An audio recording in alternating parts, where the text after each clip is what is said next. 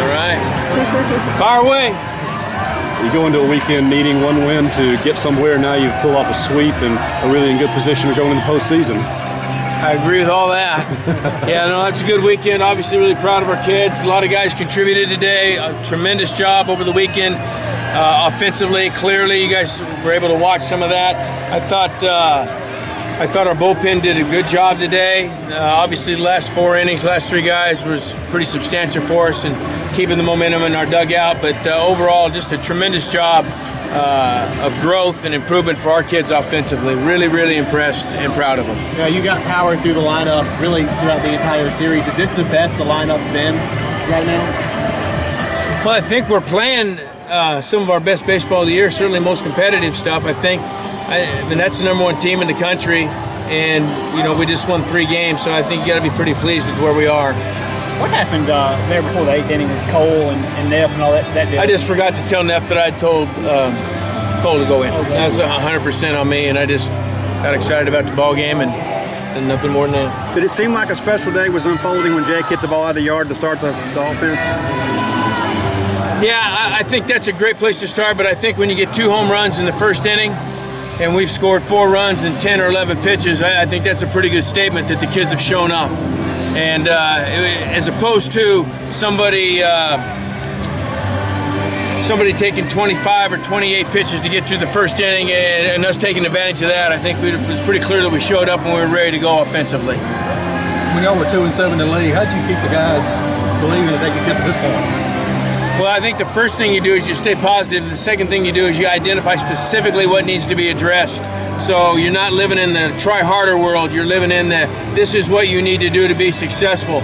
And in order for that to occur, besides the clarity of what it is that you need to do, there's got to be buy-in and trust both ways. If the kids don't trust you, it's not going to happen. If they don't trust their teammates, it's not going to happen. If you're a coach in this league, the assumption is that you know what you're doing. Right, I mean, I think that's pretty clear for the most part.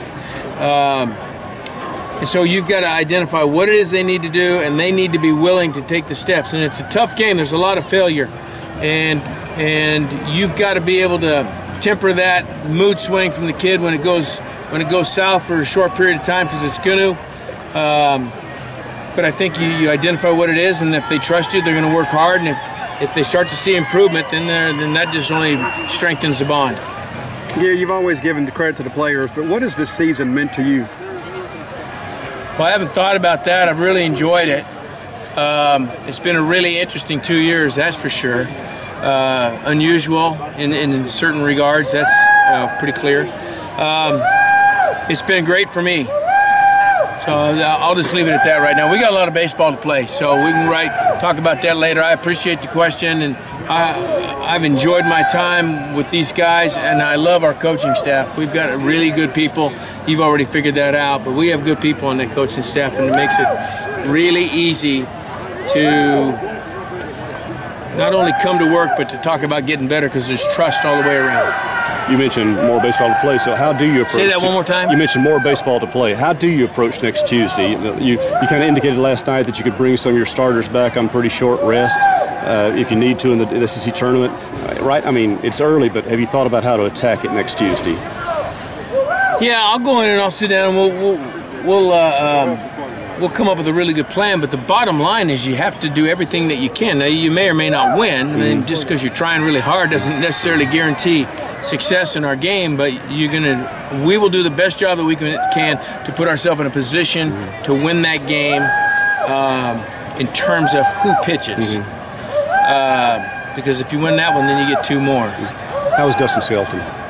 I think he's sore. I think his hand is sore, and I think his chin and jaw are sore, and I think he's probably going to be sore tomorrow. So I'm really glad, very grateful that it wasn't hurt more. That ball squared him up right in the chin. That was, that's substantial impact there. Any update on Westberg? Westberg is not going to play baseball for the next few days, minimum. That's a solid hamstring tear. It's not as bad as it could have been, but you have to take those seriously. And what you're really not interested in is having him come back too soon and re-injuring it or aggravating it to a deeper extent. And so we'll be careful with him coming back. So you don't expect him to play Tuesday then? I'd be shocked. Well, I mean, it's hamstring. You know, sometimes those things linger for months. You know, now his is low; it's not high. That's a good thing, and there wasn't a lot of bruising. You know, there's probably some regulation about me talking about injuries in depth here, but anyway, that's where he is. He's out for foreseeable future. Did you learn anything new on Ethan's condition? The blister? No, I did not talk to him about that. I've gone through so many of those in my career that my assumption is he'll be ready to go Wednesday or Thursday, and he'll be fine. If not, then we got to make the adjustment. You know, sometimes with a blister, it's not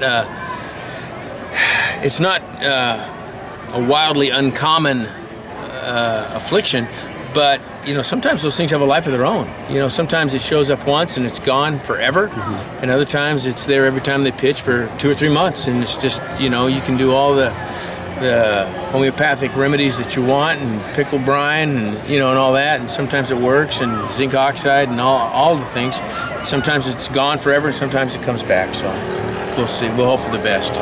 He needs to pitch for us. We good? Good, thank you.